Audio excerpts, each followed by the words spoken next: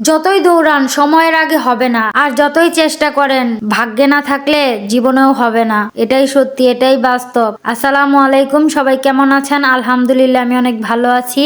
আজকের ব্লগটা সকাল থেকেই শুরু করেছি। সকালবেলায় তো হাঁস মুরগি ছেড়ে দিয়েছি, খাবারটাও দিয়ে নিয়েছি। তারপর ছেলেকে স্কুলেও পাঠিয়ে দিব। এই দেখেন আমার মুরগিগুলো মাশাআল্লাহ অনেক বড় হয়ে গেছে, তাই না? ছোটবেলা থেকে তো দেখতেছেন যারা আমার রেগুলার ভিডিও দেখেন। তারপরে যে ডিমগুলো, আর এই দুইটা মুরগি খোয়ার থেকে বেরিয়ে হতে চায় না, তো ছেলেও টুকটুক করে বেরিয়ে যাচ্ছে স্কুলের উদ্দেশ্যে। ওকে মানে উঠাতে যে আমার কি পরিমাণ কষ্ট হয় সেটা আল্লাহ ছাড়া কেউ জানে না। মানে ঘুম থেকে ওঠার পর থেকে ওকে ডাকতে ডাকতে আমার পুরো মাথা নষ্ট হয়ে যায়। তো ছেলেকে স্কুলে পাঠিয়ে তারপর আবার ছাদে গিয়েছিলাম এই যে আমার জমিদার ছাগলগুলো নামাতে। ছাগলগুলো কি সুন্দর দাঁড়িয়ে আছে, তো ওদেরকে নিচে নিয়ে এসে তারপর এই যে খেতেও নিয়ে এসে পড়েছি। এখানে ওদেরকে বেঁধে রাখবো।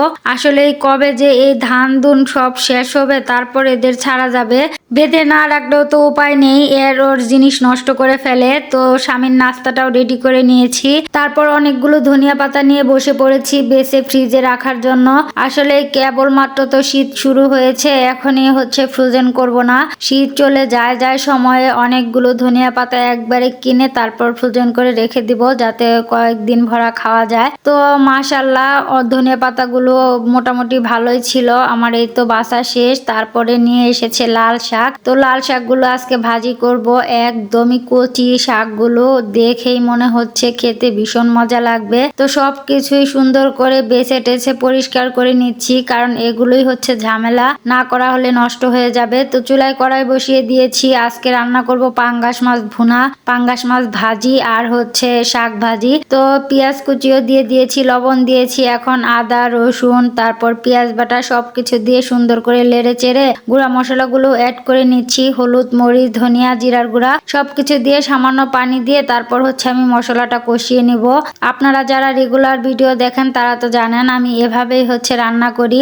আমি জানি না কে কিভাবে রান্না করেন, তো এক একজনের রান্নার সিস্টেম এক এক রকম। তো আমি মশলাটা কষিয়ে তারপর হচ্ছে মাছগুলো দিয়ে দিলাম। এখন সুন্দর করে লেড়ে চেড়ে তারপর হচ্ছে অনেকক্ষণ কষিয়ে নিব।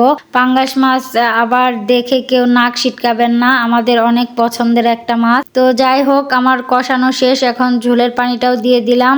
এখন সুন্দর করে জাল করে তারপর হচ্ছে তরকারিটা নামিয়ে ফেলবো। আর এই তো আমার তরকারিটাও হয়ে এসেছে। এদিকে ফ্রাই প্যানে হচ্ছে মাছ ভাজির জন্য তেল দিয়ে দিলাম, আর এখন মাছগুলো দিয়ে নিচ্ছি। এগুলো কিন্তু পাঙ্গাস মাছ। ছেলে যেহেতু মাছ ভুনা খাবে না, এই জন্য ভাবলাম সবার জন্য তাহলে মাছগুলো ভেজে ফেলি। তো মাছ ভাজি দিয়েই আমার ছেলে তৃপ্তি করে খেতে পারে, ও আর তরকারি না হলেও চলে। আর মাছের তরকারি রান্না করলে শুধু ঝোল খাবে, না হলে সবজি খাবে, মাছ মুখেও দেয় না। তো এদিকে হচ্ছে শাকটাও বসিয়ে দিয়েছি, লবণ পেঁয়াজ কাঁচামরিচ সবকিছু দিয়ে নিলাম। তো এখন সিদ্ধ হয়ে গেলে তারপর হচ্ছে বাগারটাও দিয়ে দিব। আমার সিদ্ধ হয়ে গেছে। এখন হচ্ছে বাগারটা দেওয়ার জন্য তেলে পেঁয়াজ কুচি রসুন কুচি দিয়ে দিয়েছি। এখন সুন্দর করে লেড়ে চেড়ে তারপরে যে শাকগুলো দিয়ে দিলাম। এখন লেড়ে চেড়ে তারপর হচ্ছে নামিয়ে ফেলবো। ওইদিকে একটু পেঁয়াজ ভেজে নিচ্ছিলাম মাছ ভাজির জন্য। আর এই তো ফাইনাল লুক আমার তরকারি আর মাছ ভাজির কেমন হয়েছে জানাবেন। ছেলে এই যে আগেই খেতে বসে গেছে।